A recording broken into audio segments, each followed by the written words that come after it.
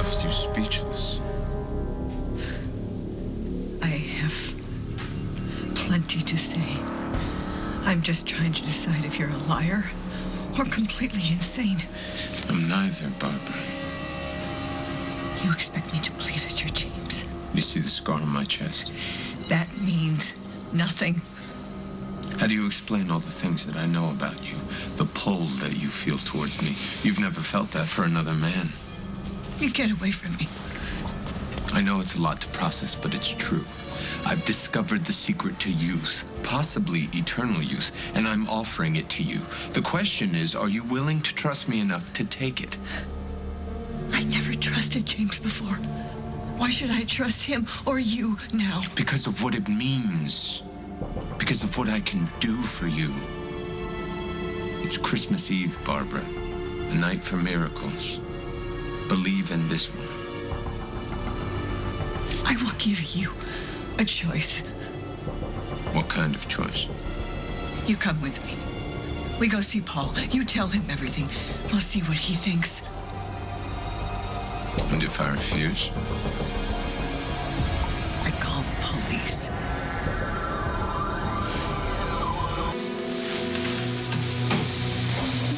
What are you doing? When I died, how did you feel? You mean when James died? You must have felt some kind of emotion. Loss, sadness, tinge of regret. If you really were James, you would know that our relationship was not quite so simple. It's not an answer. It's complicated. Sadness and relief can go hand in hand. Like love and hate. Fear and desire. We had more good times than you let yourself remember. I am not denying that. But you are still denying me. You have yet to give me any proof that you are who you claim to be. I want you to believe because you feel it, not because I give you facts. A con man's line, if I ever heard one. I am a con man. I'm also James Stenbeck. This is insane. When have things ever not been What do you insane want between from us, me? Barbara? Conviction. Let me go. Not until you tell me that you believe me. Fine, I believe. Say it and mean it. I need you to believe me because I have to make amends to you and Paul for all the horrible things I've done. But I can't do that unless you believe in me. Why?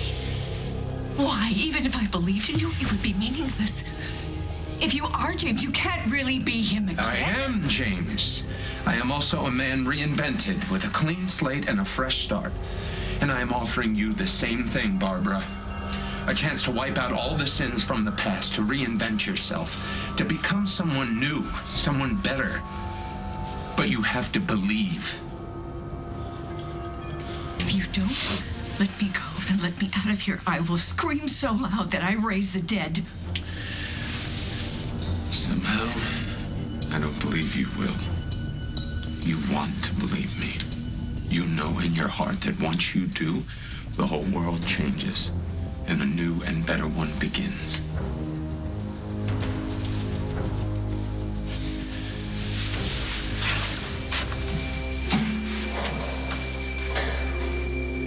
I'm out of my house.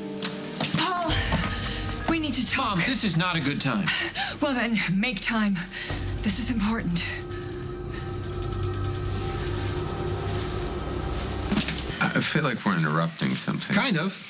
What are you doing here? We need to talk, the three of us, Paul. How many ways do we have to say this is not a good time? Okay, well, stop shouting. Okay, don't make her cry. Well, you're not doing any better. No. Hi. They say I have a way with babies. Yeah, well, she's not very good with strangers. You're good. Yeah, you're not sad. Tonight's a night to be happy, see?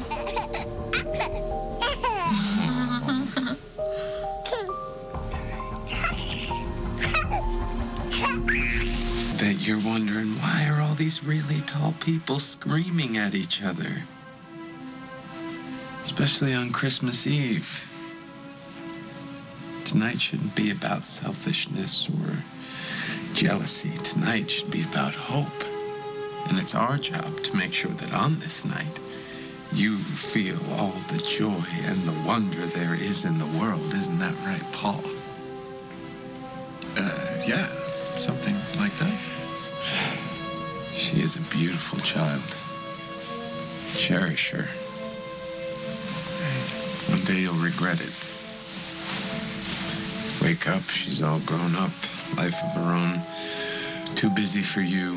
You'll think, where the hell did all the time go? You're a young man, you know. You've got your whole life ahead of you. My age is subjective.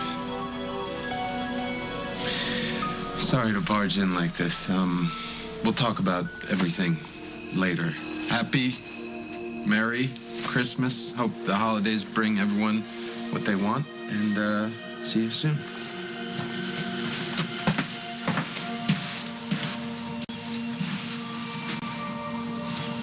What was that?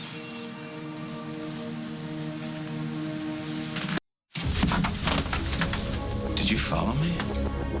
No, of course not. Then what are you doing here? I went for a walk and somehow I ended up in this church, totally by accident, and it's so strange. What is? This is the church that was in my dream. Really? Yeah, the one I told you about. Remember, I said that I followed you? In the dream. Well, that is strange. I come here all the time. It's a good place to get away from things. Well, what kind of things? You know, pressures Oh, at the job? in life, things that I'm supposed to do, person I'm supposed to be. Yes, I can definitely relate to that. And sometimes the people you care the most about expect more from you than you can give. Just want to run away.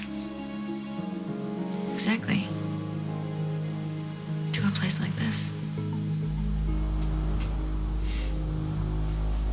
I'm still trying to figure you out. You discovered this amazing treatment that actually helps people. So I think that you must like to be around them. And yet you spend most of your time alone. Well, you always seem to find me. Don't you get lonely? It can't be fun spending Christmas Eve alone in some old church. Well, like I told you, I'm not a big fan of the holiday. Anyway, you managed to end up here, so what's your excuse? I got scared. Of what? Nothing.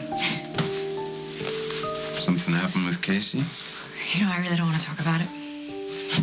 Okay. There I was, spending Christmas Eve with the first family of Oakdale, the Hughes, and it was great. And they made me feel like I actually belonged, like I could be one of them. That sounds like a good thing. Who wouldn't want that? I don't know. Maybe some guy who spends his nights alone in a creepy bell tower? Well, like I told you, acceptance isn't really a priority for me. I have a job to do, purpose. Can't let myself get distracted. So, family gatherings and basic human connections are distractions? I'm saying I don't get to choose what I have in my life. You should probably go. I'm sure they're worrying, wondering what happened to you. I'm not sure I'm ready to go back.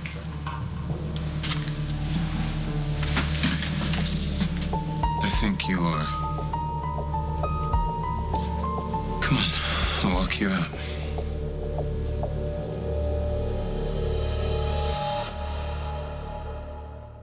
Where have you been? What happened with Paul after I left? You mean, did I tell him that you're claiming to be James Stenbeck back from the dead minus 30-odd years? No, I thought it would be best if you were there for that conversation. You still won't let yourself believe me. Who in his right mind would? You're so close, Barbara. Take the plunge. Even if I choose to believe you, why do you think I would want anything to do with you? Because I can offer you a world without limitations. An unimaginable world. Or one of the greatest cons in history. What if everything I'm telling you is true? What if I can do for you what I've done for myself? Imagine the possibilities. Imagine what you could accomplish. Imagine what we could accomplish together. I have to hand it to you. You're very persuasive. I don't want to hear that I'm persuasive. I want you to tell me that I've convinced you. Give me that gift. It's almost a new year. Another decade for us. Let's start this one together.